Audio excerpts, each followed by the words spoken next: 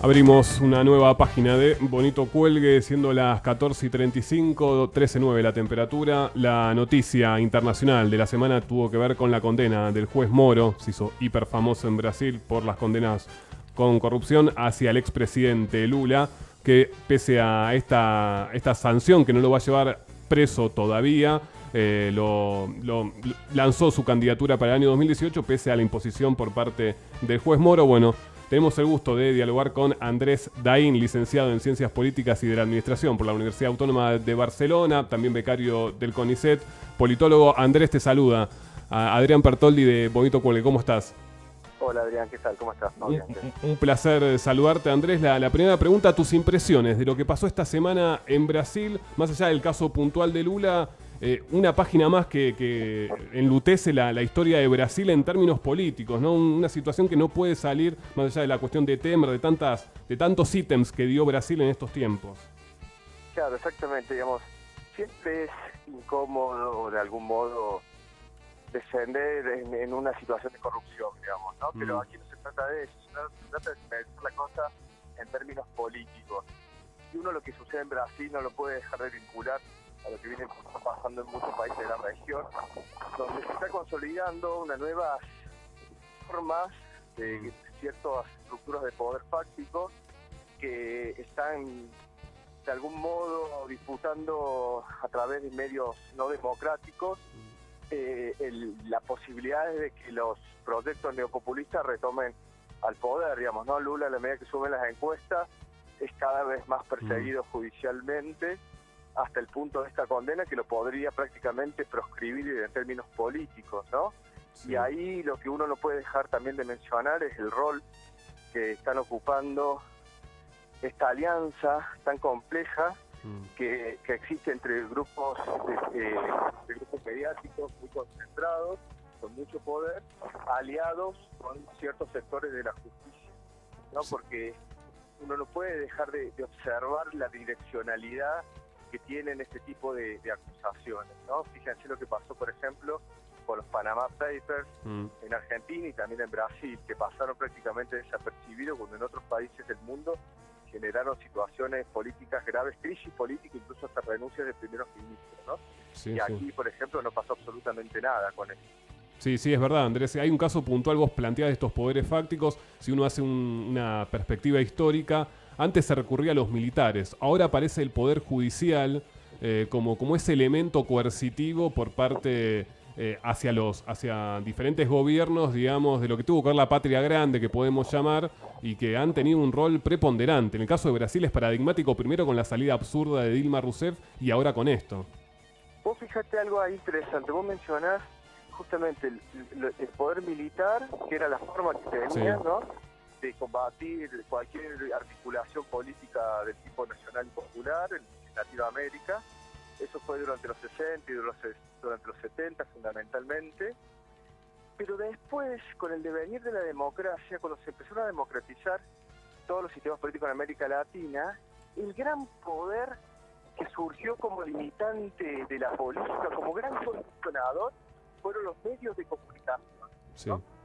Y la particularidad de los proyectos neopopulistas, me parece, entre muchas particularidades que tienen, estamos hablando de principios de los fines de los 90, principios de los 2000, es que supieron disputar poder con los medios de comunicación y de algún modo, si bien los medios de comunicación, por ejemplo en Argentina o en Brasil, la Red o Globo, siguen siendo igualmente poderosos, de algún modo esa disputa que enfrentaron los presidentes en cada país contra los medios, los desprestigió de algún modo los medios de comunicación, ¿no? Es como que los cuestionó y los puso, los mostró de alguna forma como lo que son, como sesgados, como medios que tienen intereses también y por lo tanto sus líneas editoriales tienen que ver con los intereses a los que corresponden, digamos, ¿no? Y por lo tanto siguieron teniendo éxito electoral a pesar de estar muy agredidos por los medios de comunicación, por los principales medios. Parece ser que eso se acabó y ahora la nueva es que esos medios de comunicación operan aliados con un sistema judicial que está muy atravesado por la corrupción, ¿no? Claramente. Sí, el caso de Brasil es emblemático. En el caso de Argentina, la llegada de Mauricio Macri, lo hemos hablado en muchísimos programas antes, Andrés, tiene que ver con una alianza sistemática que ha tenido con el Grupo Clarín, que le ha entregado absolutamente todo en menos de un año y medio, digamos, donde ya no queda nada para negociar. Siempre habrá algo para Clarín, pero por parte del gobierno ya no puede entregar mucho más. Hasta el ministro de Comunicaciones el Ministerio de Comunicaciones pasó a Secretaría. Me parece que esto también habla un poco en el caso argentino. Un poco, ¿no? La disolución del ministerio es como la función de la torta, parece casi una burla. Sí, es como... de lo grotesco que parece, ¿no? Exacto. Pero fíjate, el gran paladín de la lucha contra la corrupción en Argentina es un juez como Bonadío que tiene un pasado por lo menos oscuro, ¿no? Por lo menos para decir. Iván. Buenas tardes, Andrés. Quería consultarte a nivel regional cómo considerás que puede llegar a repercutir la situación que está viviendo en este momento Lula a partir del fallo que se conoció en estos últimos días. Y por supuesto que desde el punto de vista de la posibilidad de los proyectos progresistas o de las alternativas progresistas, que en la mayoría hoy están fuera del poder del Estado, hay que ver finalmente qué pasa, si es que esto termina sacándolo de las posibilidades de una candidatura a las presidenciales, ¿no? Si eso ocurre, sí, claramente va a ser un golpe muy duro, porque no es lo mismo, por ejemplo, para el kirchnerismo aquí, o para el mismo Maduro, o para el mismo Evo Morales, o para, digamos, ¿no?, las diferentes fuerzas progresistas, tener un Lula en la presidencia en Brasil, está claro. Respecto a las reformas que se están dando en Brasil, hace pocos días también se conoció la reforma laboral. ¿Considerás que esto también va a repercutir en la región? Y posiblemente, pero mira, en Argentina me parece que hay estructuras con capacidad de frenar un intento de una reforma laboral en términos totales. Aquí los sindicatos siguen siendo estructuras fuertes, que si bien tienen dirigencias que están bastante cooptadas por el gobierno nacional, no creo que lleguen al límite de someterse y apoyar o mirar para otro lado en el caso que se dé una reforma laboral, ¿no? Y además también tenemos una fuerza política que en la oposición, que bueno, que hay que ver cómo le va en estas elecciones, pero si llega a ganar la provincia de Buenos Aires va a ser una fuerza política opositora con cierta legitimidad también, que en el Congreso va a tener un peso importante. Por lo tanto, acá, si tenemos en cuenta la tradición sindical y la tradición peronista o nacional y popular en sentido más amplio, y la fuerza que tienen, a pesar de no estar en el poder del Estado, me parece que una flexibilización laboral en los términos que se dio en Brasil va a ser difícil de sacar para el gobierno. Estamos dialogando con Andrés Daín, politólogo de la Universidad Autónoma de Barcelona, acerca del caso Lula y también su importancia en los términos regionales. Andrés, esta semana, hablando de estos proyectos populares, se da un caso particular en Ecuador, ¿no?, donde el presidente saliente, Rafael Correa, tuvo enormes críticas hacia su propio candidato. Rafael Correa ahora se va a vivir a Bélgica, pero también me llamó mucho la atención, no sé cómo lo viste vos, más allá del caso puntual, digamos, también dentro de un proyecto interesante como es el ecuatoriano, enormes diferencias ya a meses nada más de haber subido Lenín Moreno. Bueno, eso es algo que vamos a empezar a vivir, que de algún modo también pasa en Argentina, en sentidos bastante distintos, pero bajo una misma lógica, me parece. Que estamos asistiendo a un fenómeno que es relativamente inédito en nuestra historia política, que es que se retiran presidentes en América Latina, líderes que dejan la presidencia con altos niveles de popularidad y la mayoría de ellos manteniendo el caudal electoral, ¿no? Incluso acá el kirchnerismo perdió, pero Cristina hoy sigue siendo la que más mide en provincia de Buenos Aires, o está ahí disputándole, digamos, ¿no? O sea, está lejos de haber disuelto su poder político, digamos, ¿no? Y entonces, por lo tanto, en estas transiciones evidentemente va a haber tensiones, porque el que se retira, nos estamos acostumbrados a tener expresidentes muy desprestigiados, casi cadáveres políticos, ¿no? Y ahora vamos a empezar a tener expresidentes con legitimidad política y por lo tanto con fuerza para posicionarse, con fuerza para intentar condicionar a través de su posicionamiento el curso de incluso de los gobiernos que le suceden de la misma línea política. Andrés, te queremos agradecer, perdón, sabemos que estabas comiendo, te queremos pedir disculpas y bueno, agradecerte por el contacto para hablar de Lula y bueno, de varios temas de la región que nos parecía importante. Un gran abrazo y muchísimas gracias. No, gracias a ustedes por el llamado, chicos. Hasta pronto. Muchísimas gracias. Estuvimos dialogando en Bonito Cuelgue con el politólogo Andrés Dain acerca de varios temas. El caso puntual de Lula esta semana con la condena del juez Moro, que veremos cómo decanta. Hay un enorme trecho judicial todavía con la candidatura también de Lula ya para el año 2018. En las encuestas mide muy bien. Veremos cómo sigue esta historia. Recordemos que no solo el fallo es en cuanto a la prisión para Lula da Silva, sino también imposibilidad de desempeñar cargos públicos. Exacto. Por un periodo aún más largo, con lo cual eso es lo que podría dejarlo afuera de las elecciones del año que viene, aunque obviamente todavía va a haber un proceso de apelación y demás. Sí, varias cuestiones quedan todavía para analizar en lo que tiene que ver la situación de Brasil. Lo mencionaste en la entrevista, Iván. La cuestión también es... La reforma laboral es sangrienta. La cuestión también es cuándo se va a expedir la segunda instancia. Porque ¿qué pasa mientras tanto? Queda... Es decir, ¿vale el fallo porque todavía no fue revocado o hasta que no tiene confirmación de la segunda instancia queda en suspenso y Lula se podría presentar? Hay que ver qué pasa ahí en el medio porque también hay una disputa judicial más de interpretación.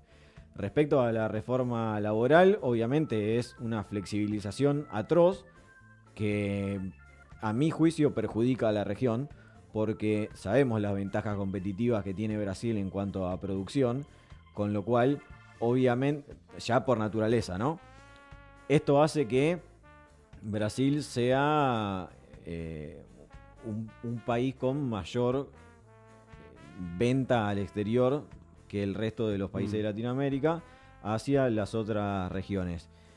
Obviamente, estos márgenes que se van a generar de rentabilidad a las empresas brasileñas a partir de la reducción de costos por la reforma esta de flexibilización laboral, lo que va a hacer es aún más difícil la competencia para las empresas argentinas, con lo cual no sería raro, mejor dicho, que después vengan con la galletita de la competitividad para querer imponer una flexibilización laboral acá en Argentina, porque te van a decir: y mirá lo que pasó en Brasil, no podemos competirle a Brasil con estas estructuras de costos que tenemos. Necesitamos llevar la situación argentina a algo similar para poder competirle. Si no, ellos van a vender todo y nosotros no vamos a vender nada. Y después la pagamos nosotros, como siempre. Sí, yo no creo que sea raro, sino ya hay diferentes globos de ensayo en la cuestión puntualmente de PepsiCo también, siendo la infiltración de la izquierda. Por otro lado, leí ayer un tuit de Miguel Ángel Bogiano, un economista neoliberal, no sé, bueno, ponele así, que hace una semana pedía un 2001 peor para que aniquilen a los sindicatos y de diferentes cuestiones. Hay que decirle a Bogiano que hubo muertos en 2001, que no sería la idea, digamos, que más allá que hay muertos porque se mueren de hambre, eso es otro tema que nadie obviamente lo menciona, pero siempre está esta idea diciendo, bueno, PepsiCo también tuvo que cerrar la planta porque tiene muchos juicios laborales. Se va dando manija en lo que tiene que ver la opinión pública, igual con otros, con medios, digamos, con menor categoría, con menor difusión, pasó con la etapa de la convertibilidad y también con las privatizaciones en el país. Lo que pasa también es algo que hablábamos con Andrés en la entrevista, el tema de la relación mediática, porque si vos ves un número de PepsiCo, automáticamente queda descartada la posibilidad de que tenga que cerrar por los juicios laborales, porque PepsiCo el año anterior no solo que le fue mejor, sino que le fue mucho mejor, aún en un momento de crisis y reducción de la economía argentina. No solo PepsiCo gana fortunas a nivel mundial como la multinacional que es, sino que su filial argentina, para no hablar con la espalda de la multinacional, solamente en Argentina ganó mucha más plata en el año anterior que el anterior, digamos. Antes, sí. Entonces, se entiende. Ya con ese dato, echa por tierra cualquier posibilidad de decir tuvo que cerrar la planta. Ahora, tenés que llegar a ese dato. Y si el dato no es mediatizado, nunca accedes y te crees lo que te dicen. Es muy cierto, es una situación que creo... De vuelta, derecho a la información, concentración de medios. Si hay un solo medio o una sola tesitura en los medios, obviamente escuchás siempre una sola campana. Sí, por eso también se vuelve trascendental las elecciones de medio término. Yo creo que en esta oportunidad más que en otras. Es medio relativo a la coyuntura, me parece. En algunos otros momentos las elecciones de medio término no han sido tan relevantes. En esta oportunidad me parece que sí lo son. Bien, estuvimos dialogando con Andrés Daín acerca de lo de Lula. Bueno, se fue para el tema tanto de lo que pasó en Ecuador, que me llamó mucho la atención, críticas certeras de Rafael Correa a Lenín Moreno, que tuvo un acercamiento más próximo con la oposición, que lo ha castigado y que casi lo saca del poder a Rafael Correa con esa huelga de la policía. Otro presidente de los que podríamos llamar progresistas, que tuvo un enfrentamiento muy importante con los medios de comunicación de su país. Sí, con el comercio. Los medios más importantes. Sí, es un... que bueno, forma parte del caso, ya creo que el caso de Brasil con Temer, ni O Globo lo puede sostener, digamos, ya hasta O Globo trata de decir, bueno, despeguémonos de esto, pero bueno, aparece la carta de Lula y bueno, y también en la Argentina y todo se debate, pero es un tema muy, pero muy sensible y que inevitablemente todo lo que afecta a Brasil repercute a la Argentina, más allá de jodas y todos temas futboleros. Es el país, es el socio estratégico de la Argentina. 14:52, 13:09 la temperatura. Ponemos algo de música y ya se viene el cierre de Bonito Cuelgue hasta las 3.